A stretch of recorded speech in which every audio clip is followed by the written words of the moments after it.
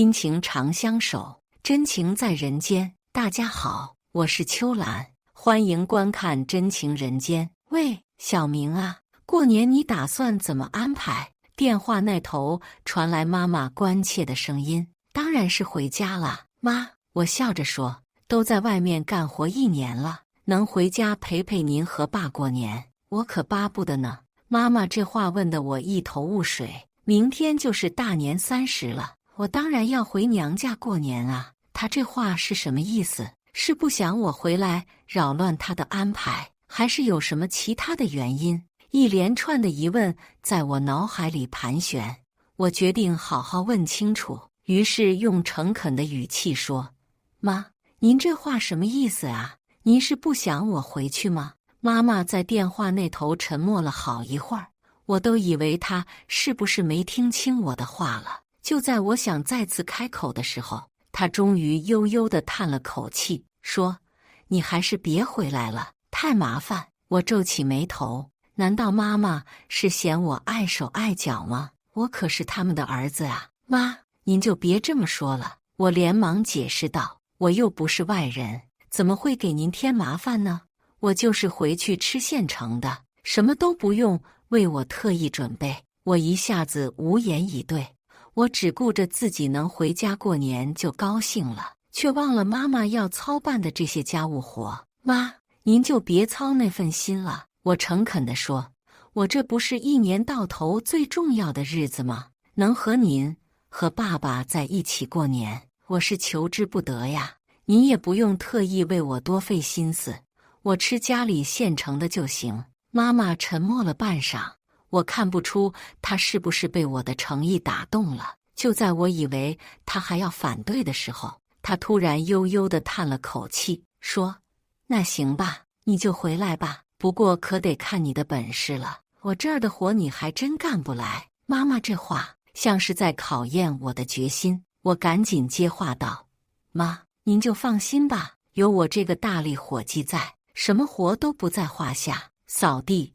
拖地、洗菜、做饭我都会的，您就尽管安排吧。”妈妈听了哑然失笑：“你会啥？小时候在家里就只知道捣乱，我可记不得你会做过家务，那都是过去的事了。”妈，我理直气壮地说，我这些年在外面生活，什么活都自己做，您就瞧着吧，那可得看你的本事了。妈妈脸上终于露出一丝笑容，到时候别让我失望啊。挂了电话，我开始回想起小时候在家里看妈妈做家务的情景。每到过年，妈妈就得操持家务，费尽心机。小时候我是多么不知世事啊，只知道跟在妈妈身边捣乱，把家里弄得一团糟。现在想来，我真是亏欠妈妈太多了。她含辛茹苦地拉扯我长大，我却从来没有主动分担过家务。这次回娘家过年，我一定要好好表现，让妈妈放心。我暗下决心，这次一定要帮上妈妈的忙，让她轻松一些。虽然家务活我生疏，但我一定会加倍努力，让妈妈知道我已经长大，不是那个只会吃喝玩乐的孩子了。我赶紧拿起拖把，开始在屋里忙前忙后。可是刚拖了一会儿，妈妈就急急忙忙跑过来，一把夺过我手里的拖把，替我把活做了一遍。“你这是怎么拖的呀？到处都是水印子。”妈妈一边拖地一边数落我：“再这样拖，待会儿水渍都要结块了。”我看着妈妈熟练的动作，有点惭愧。原以为拖地是件轻而易举的事，没想到这么简单的活计我也做不好。看来妈妈说的没错，我这些年在外面确实学不到什么家务活。妈妈擦了把头上的汗，看着我说：“拖地就是这样子，你自己再试试吧。”我点点头，决心要把这件简单的活计学好。可是不知过了多久，妈妈又过来了，还是一脸不满：“你是怎么拖的？地上到处都是毛巾印，要多久才能把地拖干净啊？”我低头看了看，地上确实留下一个个毛巾的印记，一点也不干净利索。我有点沮丧，拖地原来这么难啊！算了算了，你还是去洗菜吧。妈妈看我一脸沮丧的样子，安慰道：“洗菜总比拖地强了。”我有些泄气，我以为自己作为一个社会人，这点家务活还是难不倒我的，没想到连最简单的拖地我都做不好。看来妈妈说的很有道理，我这些年在外面确实没学到什么实用的生活技能，不过我也没气馁，能亲手做家务，陪伴父母过年就是一种幸福。妈妈虽然挑剔了我一番，但我知道她其实是在用自己的方式教导我，让我长进。我暗暗下定决心，一定要把妈妈交代的每件事都做好，不能再给她添麻烦了。我开始仔细观察妈妈的一举一动，希望能从中学到门道。妈妈把我领到厨房，把一堆青菜摆到我面前，示意我开始洗菜。我小心翼翼地把菜洗了个遍。等妈妈过来检查的时候，她看了看，皱起了眉头：“你是没洗过菜吧？这些菜根本没洗干净啊，上面还有泥巴。”妈妈一边说，一边重新打开水龙头，把菜在水里冲洗了一遍。我看着她娴熟的动作，有些惭愧。原来洗菜也是一门学问啊！我这个生手果然还有很多要学的。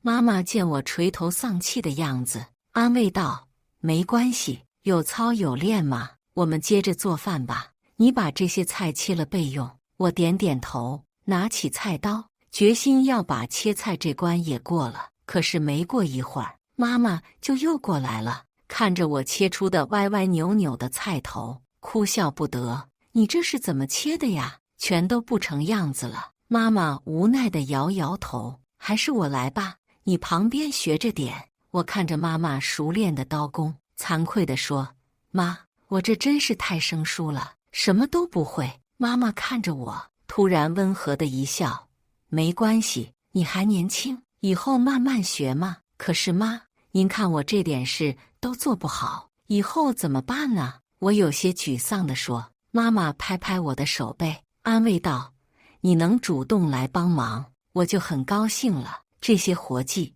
以后有的是时间练习。当年我刚嫁过来，也是啥都不会，还不是一点点学起来的。”听了妈妈的话，我心里顿时明白了很多。原来家务活并非一蹴而就，而是需要慢慢积累经验的。我太过自负，以为凭一股热情就能学会所有家务，这才会一次次失败。妈妈年轻的时候也曾经是个家务白痴吧，只是通过与岁月的沉淀，她才渐渐掌握了这些生活技能。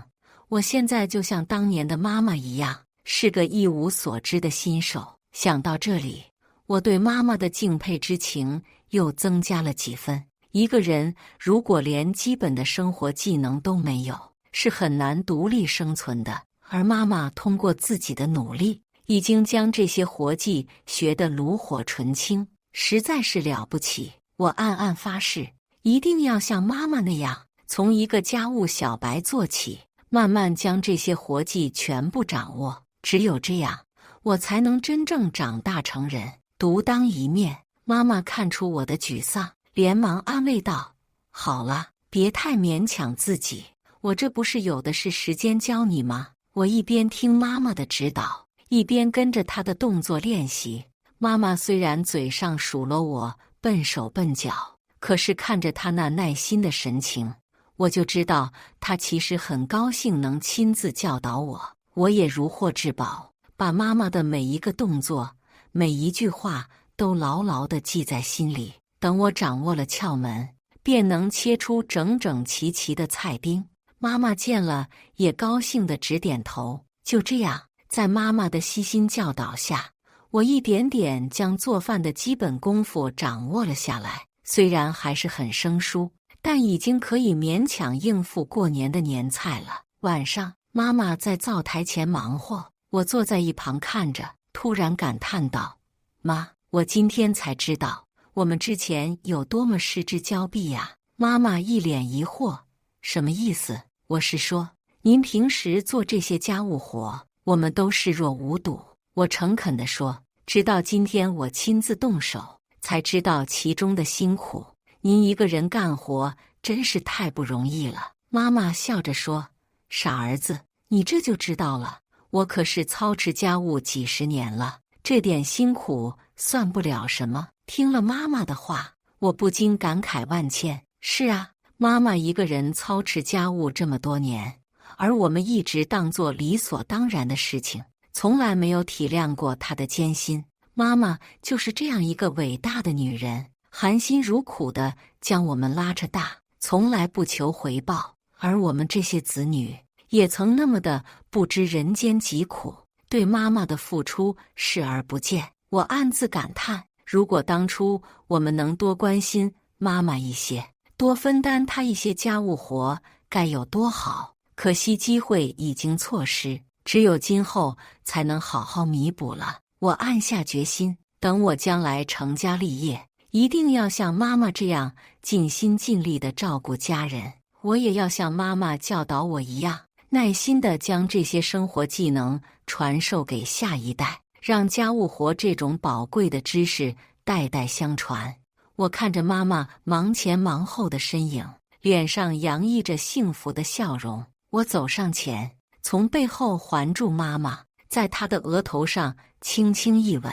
妈，您辛苦了。我诚恳地说，以后有我在，我一定会好好分担家务，让您省点力气。妈妈转过身来，脸上也是笑逐颜开。她伸手摸了摸我的脸，像是在确认我已经真的长大成人了。好孩子，妈永远支持你。她眨了眨眼睛，眼角似乎有泪光一闪而过。我会好好珍惜眼前的幸福时光。妈妈教会了我生活中最宝贵的一课，我会牢牢地记住，将这种家国情怀传承下去。就这样，我在娘家足足忙活了一个冬天。虽然一路走来颇为艰辛，但我终于学会了生活的基本技能。大年30当天，我们一家3口其乐融融地坐在一起，吃着妈妈亲手做的年夜饭。我看着眼前的年味佳肴，每一道菜都让我回味无穷。这不仅是因为它们美味可口，更因为它们凝聚了妈妈的心血。从买菜、洗菜、切菜到下锅炒制，每一个环节我都参与了进去，和妈妈一起用汗水与爱浇灌出这顿年夜饭。吃完饭后，我主动洗起了碗筷。妈妈看着我熟练的动作，不禁感叹，你这一个冬天可是长进不少啊。我笑着说，都多亏了妈妈您的悉心教导。妈妈笑着摇摇头，都是你自己的悟性高，妈妈哪里教得了你什么？我连连摆手，别这么说，妈，我这些日子的进步可都是跟着您的示范学来的，如果没有您的悉心指导，我还是那个家务小白呢。妈妈听了，脸上露出慈祥的笑容，她伸手拍了拍我的肩膀，语重心长地说，你可算是长大了，知道珍惜家人了。听了妈妈这番话，我的心里顿时一阵温馨。是啊，我终于不再是那个无知的孩子了，而是真正长大成人了。这个冬天的点点滴滴让我明白了家人的重要性。过去我总是把家人的爱当成理所当然，但通过亲自体会家务的艰辛，我才知道家人的付出是多么不易。妈妈就是我的老师，不仅教会了我生活技能，更让我学会了怎样珍惜家人。她用自己的行动教导我，家是什么，家人是什么。只有经历了这一切，我才真正成熟了。我暗下决心，无论将来走到哪里，我都会牢记妈妈的教诲。我会用爱去珍惜家人，用行动去回报他们的养育之恩。只有这样，我才不辜负妈妈的一番苦心。我看着妈妈慈祥的目光，心头一阵温暖。我上前拥抱住妈妈，由衷地说，妈，谢谢您，是您教会了我生活的道理。我以后一定会好好珍惜家人，像您对待我们一样，用爱去呵护身边的人。妈妈也紧紧地回抱住我，泪水止不住地在眼眶里打转。她用手背开了开眼角，轻声说：“傻孩子，你终于长大了，妈妈终于可以放心了。”爸爸见了这一幕，也走过来拥抱住我们母子。他拍着我的背，语重心长地说：“好孩子，你以后一定要牢记今天的教训，把这份珍视家人的情怀传承下去。”我用力点点头，眼眶也微微湿润了。我将永远铭记这个冬天的点点滴滴，把它们化作对家人的爱，代代相传。次日，我就要离开娘家，返回工作的城市了。一家人在客厅里坐着，有说有笑，氛围十分温馨。你这次回来，可算是学了一身活计了。妈妈笑着说：“以后在外面也要好好照顾自己呀。”我笑着点点头：“妈妈，您可以放心，我这次可是把家务活全学会了，以后在外面再也不用麻烦别人了。”爸爸在一旁插话道：“可不只是会做家务这么简单，你这次回来，更重要的是学会了怎么珍惜家人。”我会意地点点头，诚恳地说：“是啊，爸，我终于明白了，家人的重要性是任何东西都无法替代的。我会牢记您和妈妈的教导，用爱去珍惜身边的每一个人。”我说着这番话，脑海里浮现出这次回娘家的所见所闻：妈妈操劳家务的身影，爸爸辛勤劳作的汗水，还有我们一家三口其乐融融的场景，一幕幕历历在目。我曾经是个家务小白，对家人的爱视而不见，直到这次回来，我才切身体会到家人的艰辛与不易。他们用爱浇灌着一个家，而我们这些子女往往忽视了这种爱的存在。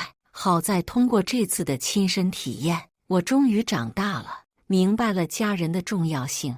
我再也不会把家人的爱当成理所当然，而是会用实际行动去珍惜他们。